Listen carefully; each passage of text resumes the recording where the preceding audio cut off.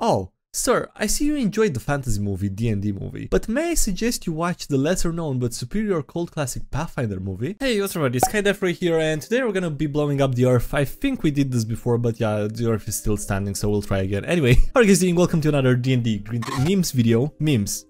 Welcome to another memes video. How are you guys doing? Having a wonderful day today. Before jumping into it, I wanna quickly kindly ask you if you wanna take a moment to smash the like button. Takes a second, helps out, I appreciate it a lot, so thanks so much for that. And yeah, with that being said, I hope you enjoy it. Revolutions have consequences, kids. Making a campaign about overthrowing a tyrannical monarch and instituting a democracy. Making a campaign about protecting the children of the overthrown king, where the royals were vilified by rebel propaganda.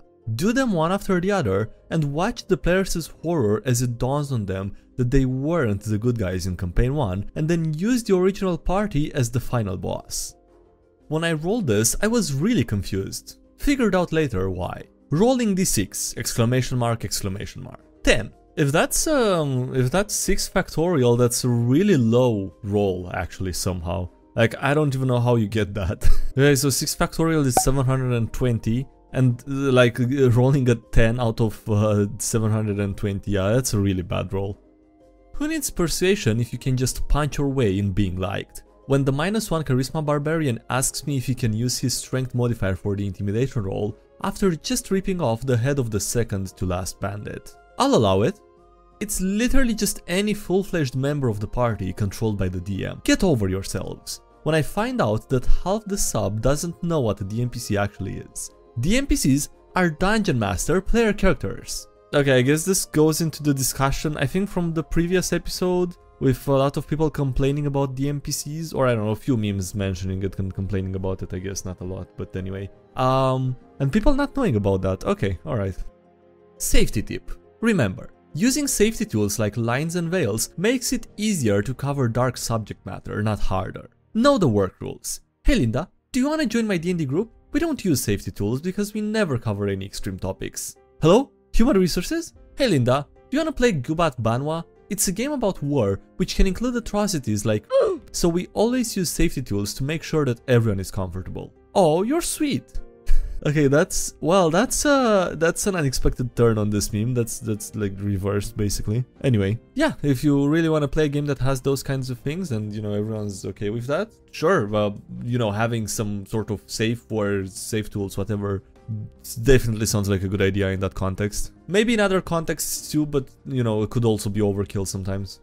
And that's how the Tarrasque beats the Aarakocra cleric. 100% no homebrew. A Tarrasque can effortlessly carry 3,600 pounds, 30 strength times 15 times 8 for gargantuan size. The average shack only weighs 2,700 pounds. Raw, things like falling buildings deal improvised damage. Dungeon Master's Guide, page 249. It's improvised damage, not an improvised weapon, so it's not limited by the 20-60 feet range. A level 1 Aarakocra Forge cleric can have no more than 13 hit points. Oh yeah, it's all coming together.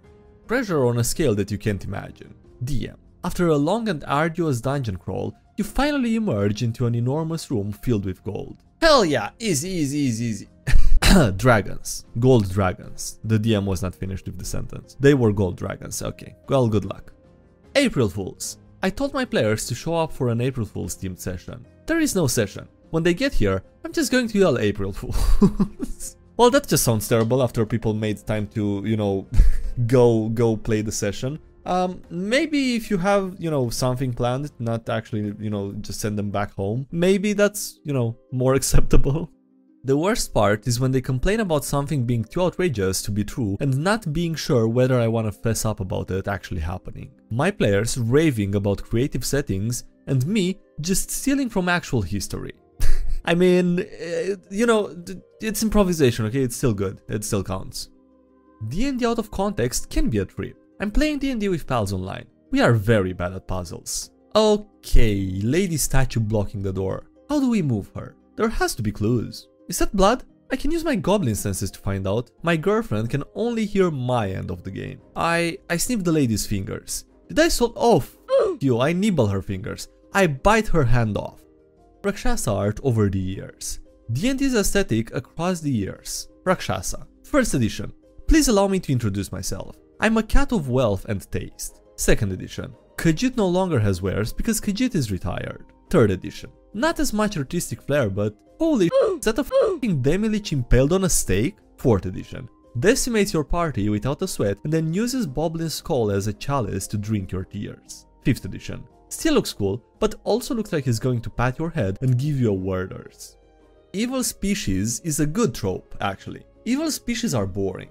Goblins being icons of the fantasy game, orcs having the coolest pantheon in the game, mind flayers having complex societies while being very insidious, beholders having cool personalities which are amplified, not hindered by their evil, drow having some of the richest lore in the franchise, and fiends, of course fiends as well. I was once naive too, player wanting to play a peaceful tree-loving druid, and you know, other players casually admiring that. Survival of the fittest, no consent in the wild, things die for others to live, vegans are prey, and the weak get left behind to die. Your heart and mind must stay clear, for eventually you will be forced to admit defeat. While every creature can be redeemed, some are so far along the path of evil that you have no choice but to end their lives for the greater good. Bad guy. Drops their weapon after killing a bunch of people because they know the Paladin's oath preaches non-violence. The Oath of Redemption Paladin, readying the mother of all divine smites. The oath is more what you'd call guidelines than actual rules. I've been reading how to DM books, and Arbiter of Worlds frustrated the hell out of me. There's Arbiter of Worlds, and then there's Sly Flourish, Return of the Lazy Dungeon Master, which seems to be the one that this meme is in favor of. Don't mind me, I'm just making a beeline to a discussion that doesn't look like an r/NCD invasion. According to all known laws of biology, there's no way an Aarakocra's wings should be a separate pair of limbs. Evolutionary pressures generally prevent evolution of extra pairs of limbs. Aarakocra's wings, of course, are a third pair of limbs because Aarakocras don't care what biologists think is impossible. When the good and evil paladins team up. I'm a vengeance paladin. What are you? I'm a conquest paladin. Cool, we can be friends until Elturel is saved. After that, it gets difficult. Genuinely don't know how we did it, but we're here. Challenge complete. How did we get here? Minecraft X Dungeons and Dragons, Monsters Compendium, Volume 3, Minecraft Creatures. I'm just gonna assume that that's not edited and it's real, because that, you know, I would rather believe that. And yeah, that looks really cool actually. Based on a true story, I wish I didn't have to punish them. The players actually planning for an encounter rather than running headfirst into it for once. And me, the DM, happy about it. And then them rolling 4 natural ones in a row after setting the plan in motion. And me, the DM, knowing that I can't let them all slide. Gotcha now. DM throwing a Tarrasque encounter. Me, a wizard, with Simulacrum, Wish, Fly, and 24 hours of prep. Oh, you're a villain, alright? Just not a super one. Mimics might kill you, but at least they don't waste as much time.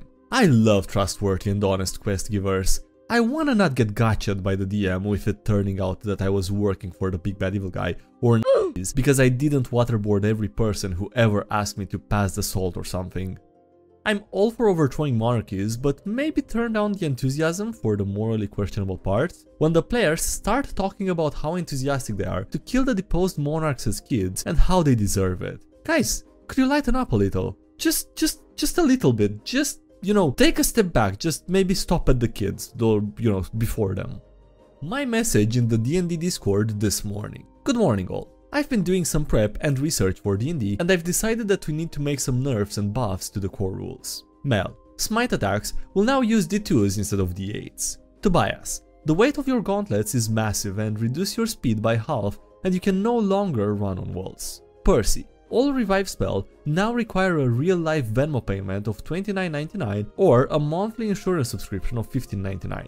Crash has spoken. Artemis, being a with green hair, you can force all surrounding Republicans to make a wisdom saving throw or be frightened of you for 10 minutes. However, they will also blame you for everything wrong with their country. Yota, sneak attacks must actually be sneaky. Therefore, similar to Uno, you can only use it if I don't say sneak attack at the start of your turn. Caster Tahani, I expect a fully rehearsed and new Sailor Moon transformation routine performed by you each time you transform into Caster. I will judge each one on elegance, technique, and sparkle factor on a 1 to 10 scale. For each point you miss, Caster loses 2 AC. You know, this all sounds like a great idea, but unfortunately it was posted on April 1st, so yeah, it must have just been a joke, sadly. Oh no, not again, Jesse. Mr. White, what if we turned bonus actions and movement into actions? Jesse, what the? No, seriously. If everyone had free actions, fighters and barbarians could hit more, dealing as much damage as a caster, or potentially having multiple dashes. Meanwhile, monks and rogues could move quickly to deal with high priority targets. Warlocks would just end up getting free Eldritch Blasts, and you just reinvented Pathfinder for the 3rd time this month.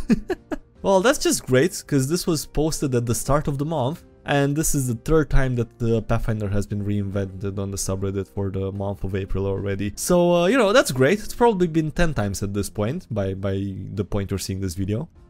Oscar worthy. Oh, sir, I see you enjoyed the fantasy movie D&D movie, but may I suggest you watch the lesser known but superior cult classic Pathfinder movie? Back to level 1 backstory. Monk of the Drunken Master path, and then there's a monk who was resurrected as an undead and had to readjust to the jerky movements of his now undead body. Lolf art over the years.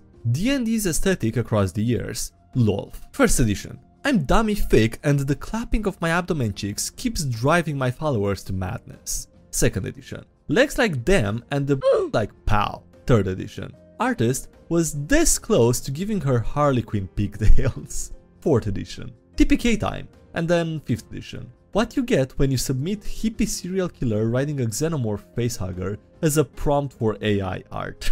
Not gonna lie, they started looking really good in 4th edition. You know, something 4th edition did right. Owlbear art over the years. 1st edition. Looks like Sam the Eagle skinned Fozzie. 2nd edition. Gets winded and needs a short rest for every 10 inches of movement. 3rd edition. Pissed off that you won't stop touching the thermostat. 4th edition. Who's going to tell it that it's more of an eagle bear? And then 5th edition. Hoot hoot motherfucker. What gives, Wizards of the Coast? Warlord to the Bard. You heal people with your voice, you become a hero. I do it, I get deleted from D&D 5th edition. That doesn't seem fair. Shieldmaster knows the drill. No, you can just dodge 50d6 damage from my 9th level spell, and then the Shieldmaster with a, you know, natural 20. Not what I was expecting, but thanks anyways, Google. Real name of the Raven Queen. David Petrushin, best known as Raven, is an American drag queen, iconic makeup artist, and reality television personality from Riverside, California. Yeah, no, that's the Raven Queen that we were looking for. Honestly, that's great. And that's the story of how I won 5,000 gold pieces challenging people to drinking games. Yuan-Tai purebloods can get drunk. What? Yeah, they are immune to poisons. And alcohol is technically a type of poison and thus cannot affect Yuan-Tai purebloods. Jesse, that's not how poison immunity works. Well, I mean, what if it does? Why not though?